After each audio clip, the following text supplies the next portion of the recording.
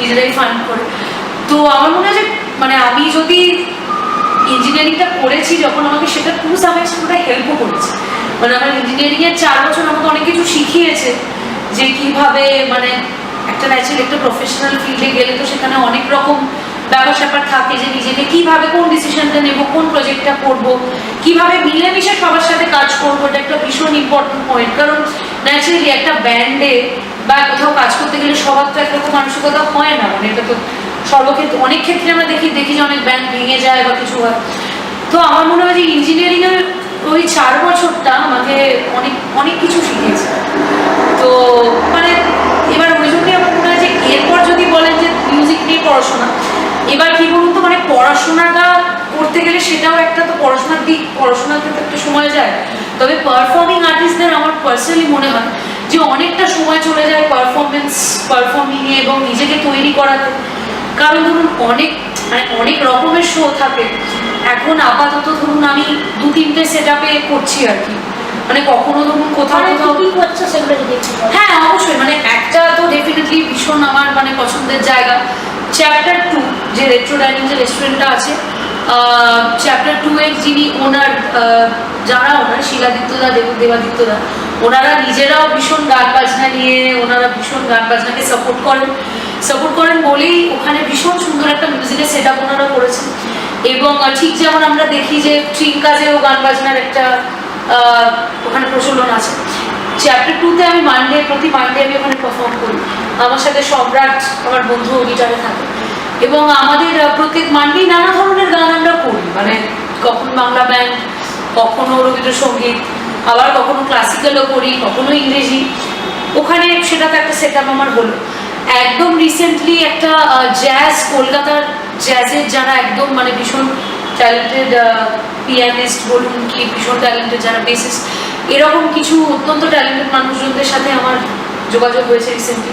আমরা একটা jazz set আপে বাজাবো, আমি জ্যাজ সেট আপে গাইবো, এরকম একটা ভাবনা চিন্তা চলছে। খুব ছোট থেকেই আমি জ্যাজ মিউজিক ভীষণ ভালোবাসি আর কি, যেহেতু আন্তর্জাতিক, it's a very enriched form of music. এবার ভীষণ ভালো লাগছে এটা ভাবতে যে কলকাতাতে যারা মানে জ্যাজ মিউজিক নিয়ে কালচার করছেন, সেই সব মানুষদের মধ্যে আমি তাদের সাথে দেখা হয়েছে, তাদের সাথে গান বাজনা করছি, ভীষণ ভালো লাগছে। সেটা একটা সেট আপ হলো। আমার গানের স্যার গুরুজি, উনি তো ওনার তো একটা দিক রয়েছে ইস্টার্ন ক্লাসিক্যালে, অনেক সময় কোনো প্রোগ্রাম হলে ওনার সাথে গিয়ে আমি জয়েন করি। তো এই ধরনের নানা রকমের মিউজিকের মধ্যে দিয়ে আমার চলছে আর কি। কিছু ক্ষেত্রে কিছু যা হয় যে ধরুন হোয়াটসঅ্যাপ ক্যাফে বা কলকাতার অন্যান্য যে ক্যাফেগুলো যেখানে ভীষণ কমার্শিয়াল বলিউড মিউজিক, সেই সব গান বাজনাও করি আর কি। তো যখন যেরকম প্রোগ্রাম। ঠিক আছে, তুমি আমাদের একটা জ্যাজ মিউজিক শোনাও। হ্যাঁ অবশ্যই। The magic spell you cast, this is love you all hold it. Then you kiss me heaven song, and though I close my eyes, I see love you all hold it. Then you press me to your heart, I'm in love.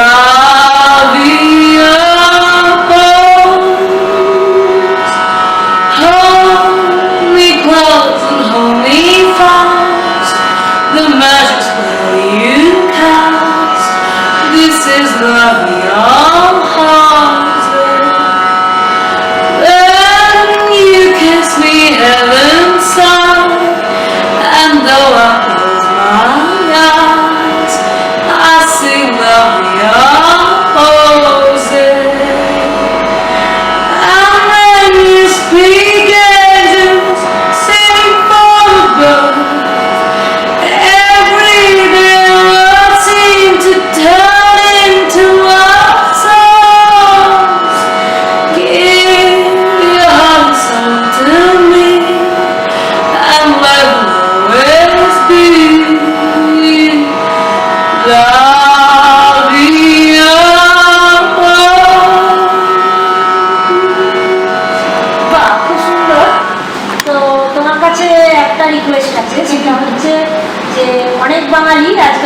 Diary culture তো ঢুকেই গেছে, মানে বাংলা ভাষাটা এমন সবাইকে গ্রহণ করে সঙ্গীত হয়। তো আমরা এখন পায়েসের সঙ্গে সঙ্গে জন্মদিনে কেকও কাটি। তো হ্যাপি বার্থডে টু গানটা অনেকেই প্রথম দুটো লাইন জানে, তারপর আর কেউ জানে না। ওটা কি তোমার জানা আছে? তাহলে আমাকে শোনো।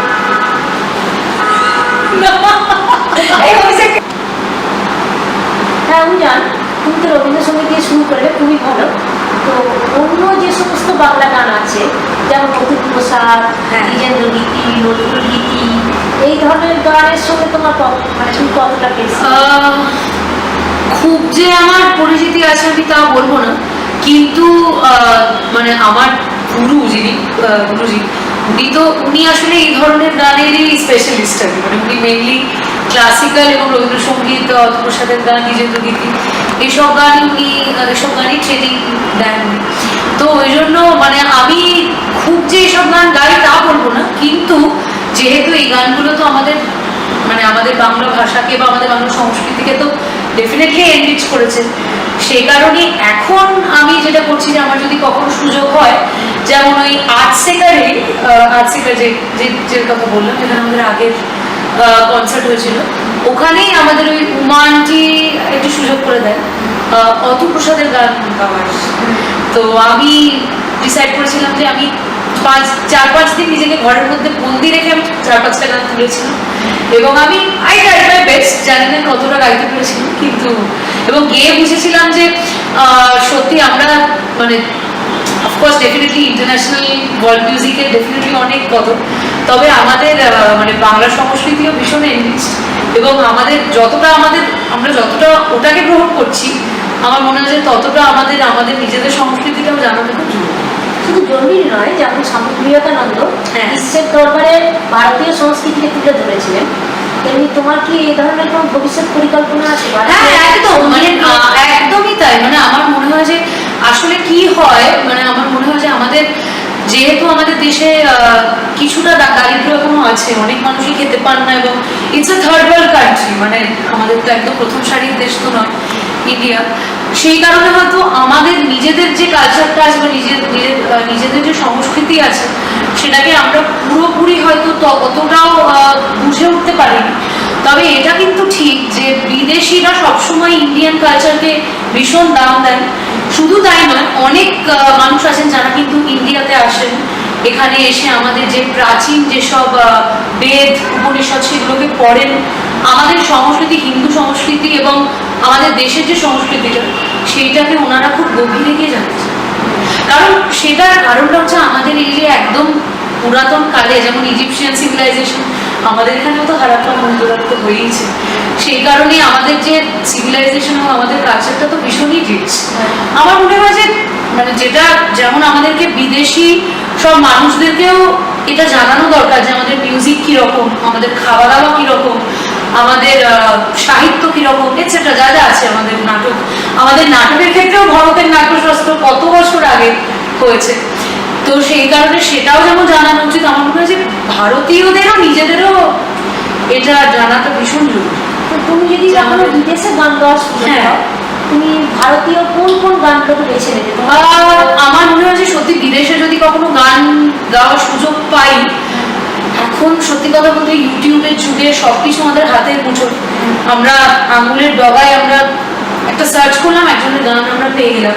তাই ওয়ার্ল্ড মিউজিক অ্যাক্সেস করাটা খুব একটা কঠিন এখন নয়, কিন্তু আমার মনে হয় যে যদি কোনোদিন আমি বিদেশে যেতে পারি, যেটা আপনি বললেন, থ্যাংক ইউ জিজ্ঞেস করার জন্য, সত্যি যদি কখনো সুযোগ হয়, ওদের মিউজিকটা যেমন মানে আমরা গ্রহণ করছি, যেমন আমাদের এখানকার ভীষণ রিচ যে মিউজিক, যেমন ধরুন ইস্টার্ন ক্লাসিক্যাল ভীষণ এনরিচড।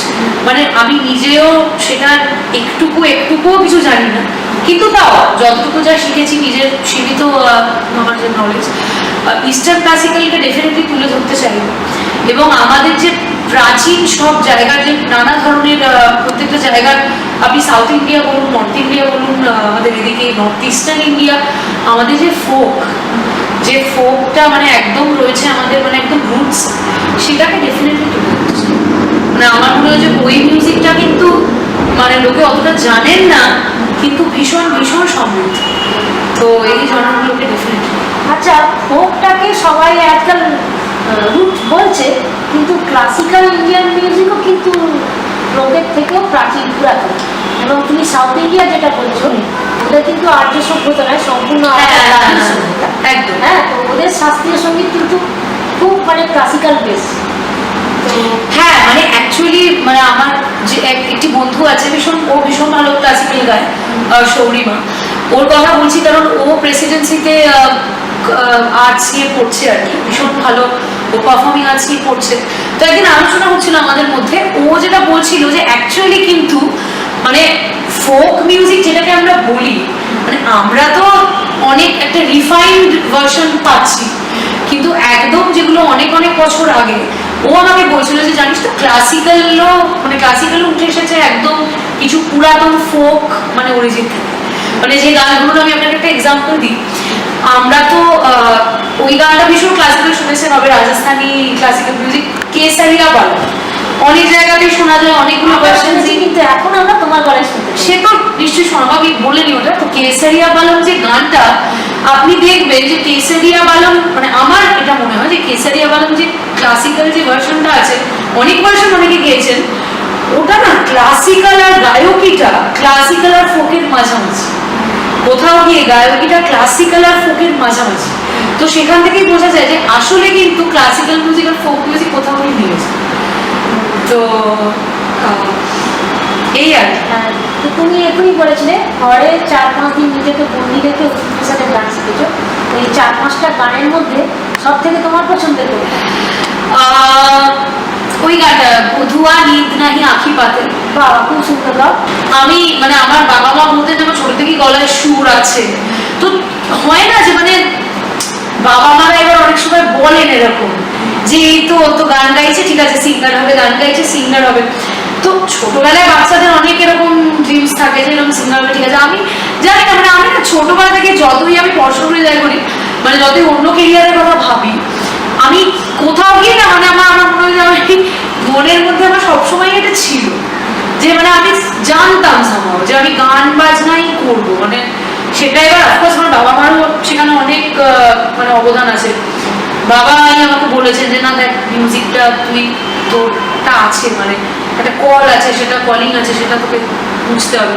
তো আমার মনে হয় কি ছোটবেলা থেকেই না আমি জানতাম যে মানে এখন হয়তো আমি কনসিয়াসলি ডিসিশনটা নিয়েছি, কিন্তু না মানে গানটা সবসময় ছিল আমার। মানে আমি যখন 11-12 পড়তাম, যে কারণে আমার রেজাল্ট যতটা ভালো হওয়ার কথা ছিল হয়নি, 90% হয়নি, কারণ আমি সবসময় মানে পড়ছি ঠিক আছে, কিন্তু গান শুনছি, গান মাথার মধ্যে চলছে, মানে ওটা সবসময় ছিল।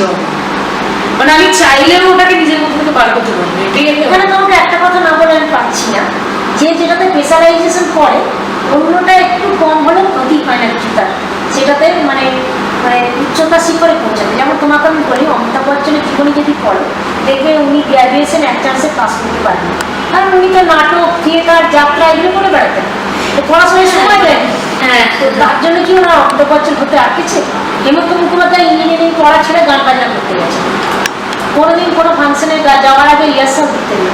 কিশোর কুমার কোনোদিন কারো কাছে সেভাবে গান শিখেনি। তো তোমার কি মনে হয় এগুলো গর্বিত? আমার কি মনে হয় বলুন তো, যে মানে এখনকার দিনে যখন সোশ্যাল মিডিয়ার যুগ, খুব ভালো কিছু দিকও সোশ্যাল মিডিয়ার আছে, যেমন আমরা চট করে যেরকম বসে আড্ডা করে দিতে পারছি, সেটা রেকর্ড করতে পারছি, ফেসবুকে কথা হয়ে গেল, হোয়াটসঅ্যাপে একটু করে এটা পাঠিয়ে দিলাম। কিন্তু কি এই মানে এখন এত ফাস্ট মুভিং লাইফ, আমার মনে হয় যে অনেক মানুষই এই সোশ্যাল মিডিয়া আসাতে তারা বুঝতে যেটা পারছেন না যে জীবনে আমার মনে হয় যে যশ বা খ্যাতি সবকিছু নয়, মানে সেটা ছাড়াও অন্য অনেক কিছু হয়। আমি মানে আপনি যাদের কথা বললেন, এনারা তো ভীষণ ভীষণ ভীষণ ট্যালেন্টেড কিছু মানুষ, যাদেরকে সারা পৃথিবী চেনে, যাদের প্রতিভা আমরা জানি যে ওনারা কতটা ট্যালেন্টেড। তবে আমি এ কথাটাও বলবো যে এমনও অনেক মিউজিশিয়ান আছেন, বা এমনও অনেক মিউজিশিয়ানদের কথা আমি জানি মিউজিকের জগতে, বা সব ক্ষেত্রেই থাকে, নাটকের জগতেও থাকে বা সব সাহিত্যের জগতেও থাকে, যারা হয়তো অতটা নাম যশ খ্যাতি অর্জন করতে পারেনি, কিন্তু আমার মনে হয় কি যে তাও সেটা পারেননি বলে যে তাদের শিল্পটা কম হয়ে গেল তা কিন্তু নয়। মানে মানে আমি এমন অনেক মানুষকে জানি যে যারা সারা জীবনই শিল্প করবেন বলে নিজের জীবন দিয়ে দিয়েছেন এবং তারপর হয়তো তারা যশস্বী হয়ে ওঠেননি, কিন্তু আমার মনে হয় যে তারা মানে ওই জায়গাটাই তারা জয়ী, যে তারা যেটা ভালোবেসেছেন তাদের মধ্যে যেটা আছে সেটাকে তারা সারা জীবন চর্চা করে যেতে পেরেছেন এবং তারা কোনো না কোনোভাবে কন্ট্রিবিউট করেছে। হ্যাঁ, মানে তুমি বলতে চাইছো মানে প্রতিভা থাকলেই সবসময় স্বীকৃতি পাননি, কিন্তু ওনারা সারা জীবন মানে এরকম অনেক সময় হয়, মানে সত্যি কথা বলতে আমি যদি নিজের কথাই ভাবি, আজকে মানে একদম নতুন প্রজন্ম হিসেবে আমি যখন গান বাজনা করছি, এই মানসিকতা, এবার আমি জাস্ট বলছি যে মানে এরকম তো হতেই পারে যে হয়তো আমি ফেমাস হলাম না বা আমি খ্যাতি অর্জন করতে পারলাম না, কিন্তু সেটা যদি নাও হয় তাহলেও তো আমি গান বাজনা করে যাবো, কারণ গান বাজনাটাকে তো আমি নিজের মধ্যে থেকে বিচ্ছিন্ন করতে পারছি না। হ্যাঁ, হয়তো যাদের কথা আপনি আবারও বলছি, অফকোর্স অনেক ফেমাস মানুষ পৃথিবীতে আছেন যারা ভীষণ ট্যালেন্টেড এবং ফেমাস হয়েছেন তারপর, কিন্তু সেটা যদি নাও হয় আমার মনে হয় যে এমন অনেক মানুষ আছেন যারা ব্যাক স্টেজে থেকে অনেক কাজে অনেক কন্ট্রিবিউট করেছে। মানে ধরুন আমি কথা বলছি যে আমরা অনেক সিঙ্গারদের কথা জানি, যে সাধারণ মানুষের কথা আমরা বলছি, আমি বলছি সবার কথা বলছি না, যে ধরুন খুব ফেমাস একজন এই জ্যাজের ক্ষেত্রে যদি বলি যে এলা ফিটজেলগার্ড বা নিনা সিমন, এনাদের নামগুলো আমরা জানি কারণ এনারা গান গেয়েছে, কিন্তু হয়তো ওনার সাথে অনেক এমন পিয়ানিস্টরা ছিলেন বা অনেক এমন যারা ছিলেন যারা সে সময় তো জ্যাজ মিউজিকে গিটার সে অর্থ ইউজ হতো না, স্যাক্সোফোন ইউজ হতো, যারা হয়তো স্যাক্সোফোন বাজিয়েছেন তাদের নামটা কিন্তু আমরা চট করে জানি, হয়তো অনেক ঘেঁটি রিসার্চ করার পর আমরা জানি। তো কিন্তু তার মানে কিন্তু যে গানটা উনি ফিলিং গুড যেটা বিরাজমান গিয়েছেন বা এলা ফিজিক্যালের সবকটা গান, সেই গানগুলো কিন্তু অমর হয়ে আছে এবং গানগুলো অমর হতো না যদি না এই মিউজিশিয়ানরা কন্ট্রিবিউট করতেন। তো আমার মনে হয় যে ঠিক আছে, মানে আমি এই মানসিকতা নিয়ে মানে আমি আমার বাকি জীবনটা মিউজিক করে ভালো মানসিকতা। অনেকক্ষণ আড্ডা হলো, এবার একটা গান শুনবো, তুমি নিদ নাই নাটকাতে আরম্ভ। ঠিক আছে।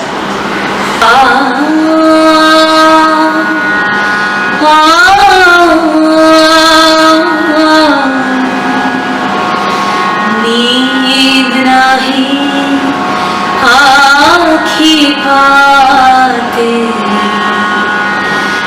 आमियो एकाकी तुमियो एकाकी हाजिए बादलो राते नींद नहीं आँखी पाते আমিও একাকী তুমিও একাকী হারিয়ে বাদলো রাতে নীদ নাহি আঁখি পাতে গগনে বাদল নয়নে বাদল জীবনে বাদল ছাহিয়া এসো হে বাদলের বধূ চাতকিনী আছে চাহিয়া গগনে বাদল নয়নে বাদল জীবনে বাদল ছাহিয়া এসো হে বাদলের বধূ চাতকিনী আছে চাহিয়া কাঁদিছে রজনী তোমার লাগিয়া সজনী তোমার জাগিয়া কাঁদিছে রজনী তোমার লাগিয়া সজনী তোমার জাগিয়া কোন অভিমানে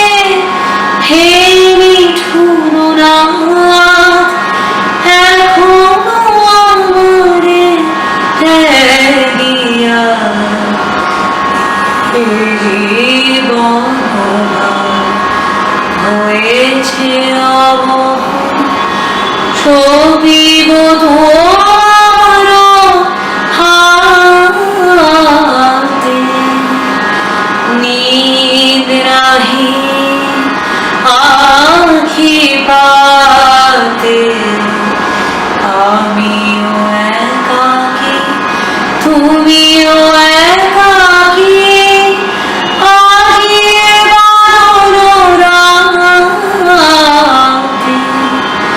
নীর নাহি আখি পাতে। আর বড় সারা কাটায় না সাথে ও ওইটা করিনি, হ্যাঁ ওইটা করিনি। আমাদের গুলো গান বাজনা চর্চা আছে সব রকম। একটা বিখ্যাত গান ধনধান্যের পুষ্পহার। বাবা উঠেছে আপনাদের গানের কপিরাইট উঠে যাওয়ার পর হ্যাঁ। তো অনেকে তো অনেকভাবে রবীন্দ্রসঙ্গীত গিয়েছে, হ্যাঁ তো তুমি অরিজিনাল সুর ছাড়া অন্য কারো কিছু কি গেয়েছো? বা দেবব্রত বিশ্বাস যেমন চীনা ভাষায়, রাশিয়ান ভাষায়, ইংরেজি ভাষায় রবীন্দ্রসঙ্গীত না। গেয়েছে। কিছু কিছু সিনেমাতে যেমন এই জনের এক্সপ্রেস পরিণীতাতে ফুলে ফুলে ঢলে ঢলে হ্যাঁ। দিতে হয়েছে, তো ওই ধরনের কিছু জানা আছে অন্য ভাষায় রবীন্দ্রসঙ্গীত? হ্যাঁ ওটা একটা ঠিকই বললো, একটা রয়েছে। না মনে হয় না, সত্যি না, আমি অনেস্টলি বলছিলাম আমার ওই হ্যাঁ। অরিজিনাল কথা জানা। ওটা জানেননি না? আর এটা নজরুলগীতি কিছু জানো? নজরুল গীতি, হ্যাঁ হ্যাঁ অরুণকান্তি। অরুণকান্তি।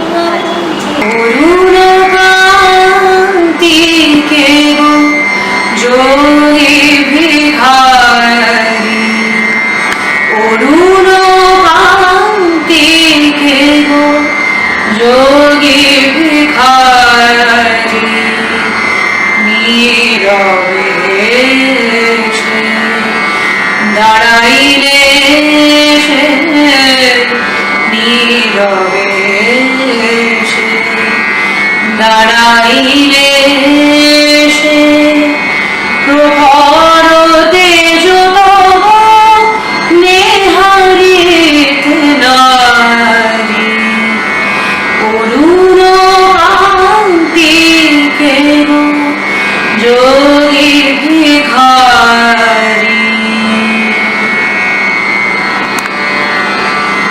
पूछो ना कैसे मैंने रैन बिताए, पूछो ना कैसे मैंने रैन बिताए, एक पल जैसे एक युग बीता,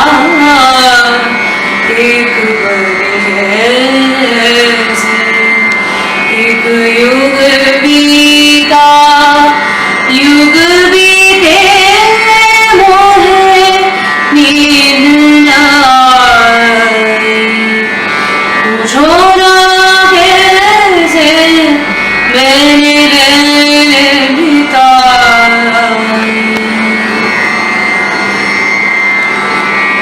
এবার তোমাকে কিছু ব্যক্তিগত প্রশ্ন করবো, নিশ্চয়ই মনে না করো। না, না, না। পার্সোনাল কোয়েশ্চেন, তুমি চাইলে উত্তর নাও দিতে পারো বা ই করতে পারো। যে বলছি, একটা তো ভবিষ্যৎ জীবন মানুষের থাকে, তো তোমার ভবিষ্যৎ পরিকল্পনা কি গান ছাড়া? আর গান ছাড়া আর কি, গান ছাড়া আমার তেমন সত্যি আপাতত কোনো পরিকল্পনা নেই। মানে সত্যি লাইফ ইজ আনপ্রেডিক্টেবল। অনেক সময় মানুষ অনেক কিছুই করে বা অন্য অনেক সময় হয়, আমি দেখেছি যে একটি কেরিয়ার থেকে অনেক সময় অন্য কেরিয়ার অনেকে যান। অনেক সিঙ্গাররাও আমি দেখেছি অনেক সময় অ্যাক্টিং করেন, করতেই পারেন। আমি অনেক শিল্পীকে দেখেছি, যেমন আমাদের প্রিয়াঙ্কা চোপড়াই রয়েছেন, জেনিফার লোপেজ, অনেকেই আছেন আমাদের ইন্ডাস্ট্রিতেও, অনেকেই আছেন। ইমন চক্রবর্তী এখন ভীষণ ভালো গান, তার সাথে এখন আবার অ্যাক্টিংও করছেন। জানি না, মানে আমি সেই অর্থে কিছু ভাবিনি। আপাতত আমার জীবনের এটাই পরিকল্পনা যে ভালো করে গান বাজনা করবো। আর গানে আসলে অনেক কিছু আছে, মানে অনেক জনার আছে, অনেক রকমের ইনস্ট্রুমেন্ট আছে গানে। তো মানে আমি শুরু করেছি গান শেখা দিয়ে, আমি একটি ইনস্ট্রুমেন্টও শিখি, খুব ভালো বাজাতে পারি তা না, কিন্তু তাও শিখি, চেলও শিখি আমি। তো অনেক আমার ইচ্ছে আছে যে মানে গান গাওয়ার সাথে সাথে নানা রকম ইনস্ট্রুমেন্ট শিখে নেওয়া। তাছাড়াও সাউন্ড সফটওয়্যার আজকাল প্রোগ্রামিংয়ে ভীষণ প্রয়োজন, নিজের গানটা নিজেই প্রোগ্রাম করে পিচিং করে করা যায়। তো সেটাই ইচ্ছে আছে যে আপাতত আমার কলেজ এটা তো খুব আনকমন বাজনা, হ্যাঁ। এটা শিখবো। সাধারণত আমি আগে অব্দি শুনিনি কেউ চেলো শিখে গেল, মানে এরকম খারাপ সংস্পর্শে আসেনি এসে বলেছে আমি চেলো শিখি। তো চেলেও আমরা একটুখানি তুমি শোনাবে, আমরা হ্যাঁ। ওখানে কি সাথে